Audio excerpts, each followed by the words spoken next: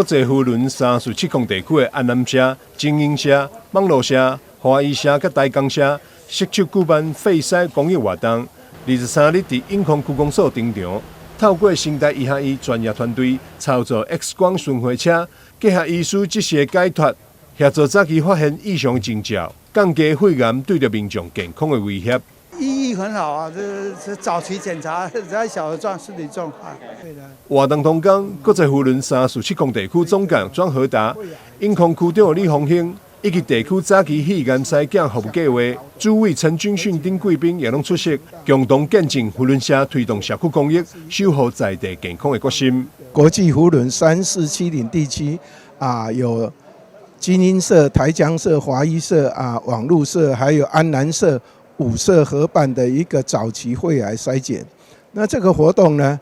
今年已经第3年这个呢是跟成大一个合作的一个服务项目因为呢我们如果这个呢肺癌早期发现呢，它的治愈率是相当高的，而且呢是跟成大曾副院长一起合作，他是一个很棒的一个肺癌的很好的医生，所以呢在他的主持之下呢在我们这个活动这几年来，已经呢筛检了1万多名的民众这个呢也救了很多人的性命。咱肺癌筛检已经到今年办了已经是第3年啊因为咱知影咱即摆空气拢真无好肺癌嘛，这个癌症嘛拢常常在前3名有时候也都是第1名。然后我们地区今年办这个活动，就是延续以前的服务计划，然后来照顾更多的民众，然后提早检查出民众的肺部异常，然后可以提早治疗。肺癌它的治愈率是相当高的，只要早期发现，它的治愈率是完全可以康复的所以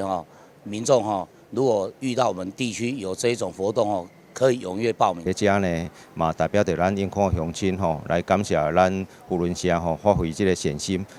提供予咱民众会当早一个时间，知影讲咱的肺部的健康的情形咱会当早期发现早期来就医避免着咱病情的扩大。伫这呢嘛，趁今这个机会，佮呼吁大家来关心家己的健康来踊跃来做这个肺癌的筛检。扶轮社表示，肺癌当年位居90时代癌症死亡率的首位，而且早期症状无明显，造成真侪患者发现时已经是中暗期。透过这次免费筛检活动，希望有更侪居民会当早期发现、早期治疗，同时落实扶轮社以行动服务社会精神，将关怀送到社区每一个角落。台南新闻张秀伟采访报道。